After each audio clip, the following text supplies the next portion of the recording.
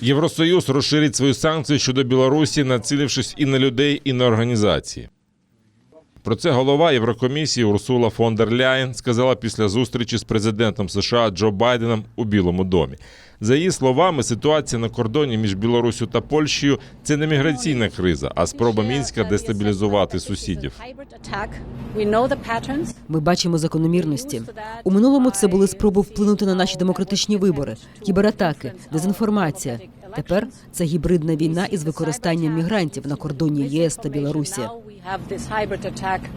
Фон дер Ляєн та Байден обговорили можливість ввести санкції щодо авіакомпаній, які перевозять мігрантів до Мінська. Конфлікт продовжує розпалюватися і зростати. На знак підтримки свого союзника Росія вже направила 2 стратегічні бомбардувальники з ядерними боєголовками для патрулювання повітряного простору Білорусі.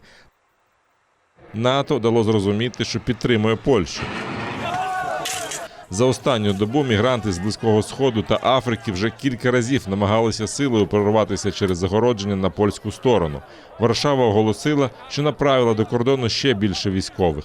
Тим часом Олександр Лукашенко каже, що не має до потоку мігрантів жодного відношення, і він не збирається його зупиняти, оскільки Захід наклав на нього санкції.